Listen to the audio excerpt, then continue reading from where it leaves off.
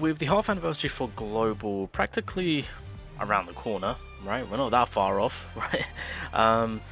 Obviously, there are going to be 3 contenders: Itadori, Gojo, and then, of course, the infamous Sukuna, of course.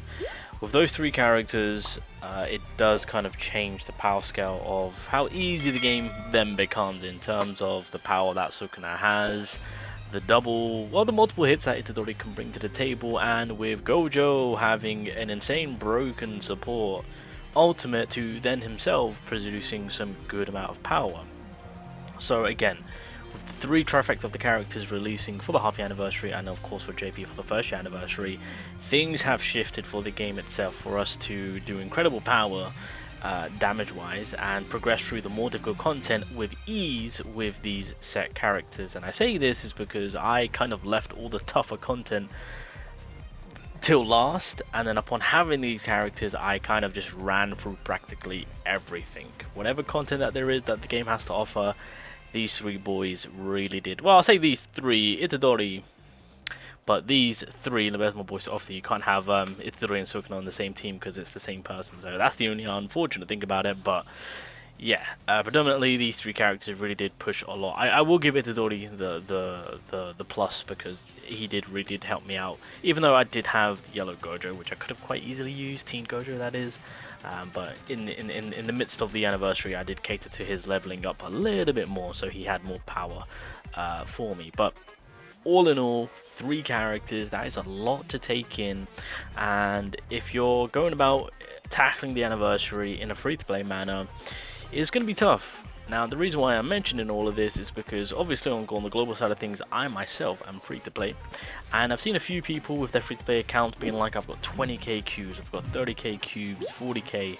Is that going to be enough to tackle the anniversary characters? And it's just like, long story short, you're going to need all the gods, all the RNG gods to help you and bless you. If you're lucky, it should be enough, but the amount of luck required, oh, let me tell you, you're gonna need to get lucky.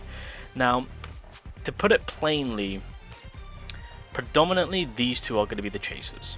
I'm gonna put it easy to say that for free to play, we do not need to concern ourselves with Itadori, purely because we have the midst or the likes of Teen Gojo. If you don't have Teen Gojo, you can heavily rely on the yellow Nanami. I'm gonna give props to my boy Yellow Nanami. Again, I did invest into him ever since the release of Shoko, of course. I did want to elevate my yellow typing a little bit more, and his yellow coverage in terms of forcing the enemy to take that damage of the yellow typing, even if they're not weak to it, really does make him a crazy good character.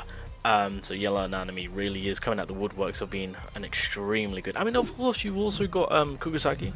She also does have SP Unleashed, so that's also going to be still a fantastic nuker to utilize. So yellow units, you do have things to play around with. So with Itadori, he is a fantastic character, but compared to the boys and really having to hone down on focusing one or the other, unfortunately he does hit the 3rd spot within the 3 boys for the half-year anniversary / first-year anniversary. So that realistically does leave Sukuna as well as Gojo on which one to go for. Now, it's a tough one.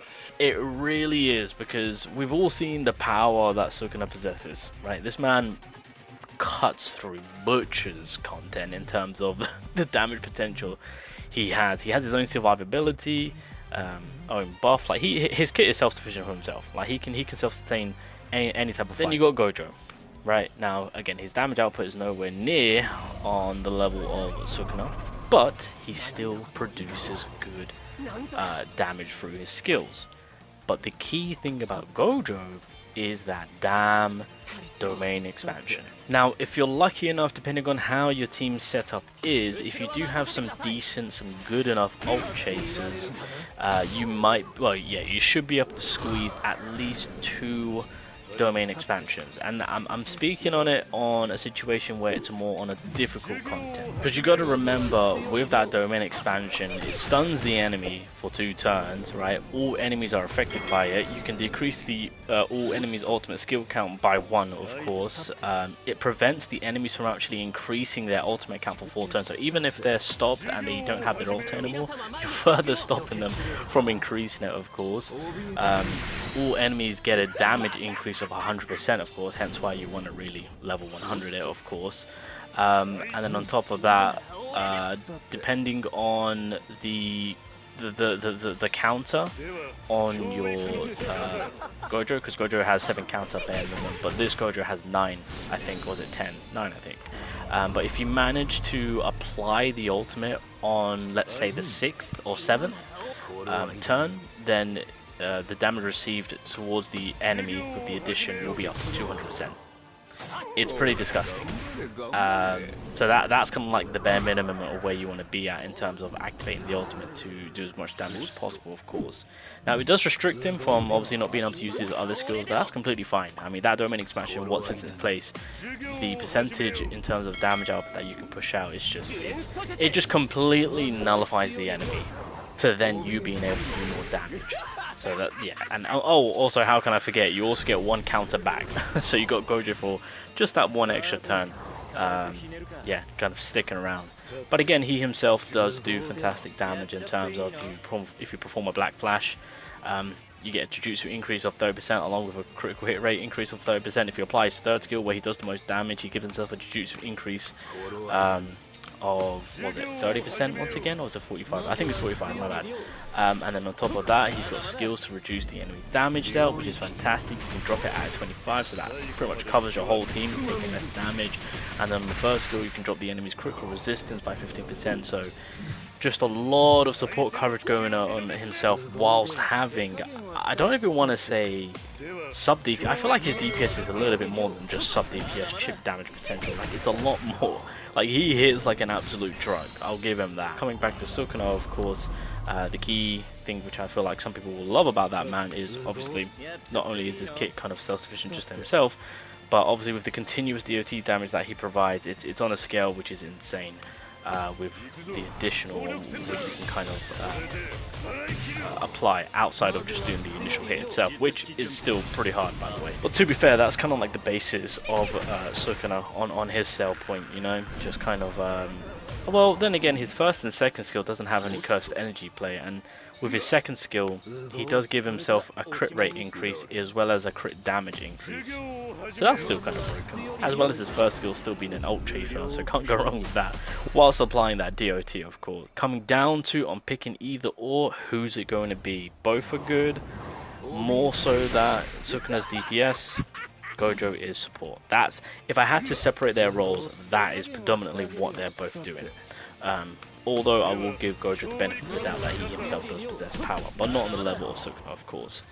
Now, again, I'm free to play, so I'm really thinking about, like, what do I want to do? How am I going to tackle it? And which of the character am I going to be focusing on? I think the better unit at play here, and I'm looking at it from a content perspective on who's going to be helping me more in an overall matter, and I think the case is that Gojo is going to be my #1 target, so I'm probably going to be focusing on Gojo first, then Sukuna, and then God's willing, God knows, I don't know. Maybe it's that it will pull up, but we'll see. But really hard thinking about it, because, like, I'm a Sukuna fan to the day I die, alright? To the day I die. But game-wise, again, if you want to go for Sukuna, I completely understand that. And in no way is this me kind of being like, you should go for this character because I'm going for it. No. If you want Sukuna because of how much of a badass character he is, I do not blame you. Do as you please. They're both freaking good. But from my look at it, being free to play, having a limited amount of cubes, which is a better character to go for me, it will be Gojo. Experiencing what I've experienced on JP, Gojo is just going to help me out in all perspectives. In any team, whatever team he goes in, whatever typing, whatever situation, whatever game mode, Gojo is a perfect fit. This is by far one of, or if not the universal character you can apply anywhere within the game. This Gojo can be used, and he does exactly what he needs to do in terms of helping out that team, no matter what typing they are, no matter what they do, etc. He will help to allow you to do more damage. Again, if you can provide him with that ult chase, he will deliver. So in that type of situation, I think Gojo will be the better option in terms of tackling all sorts of content, including the more difficult content too. So I think that's where I'm going with.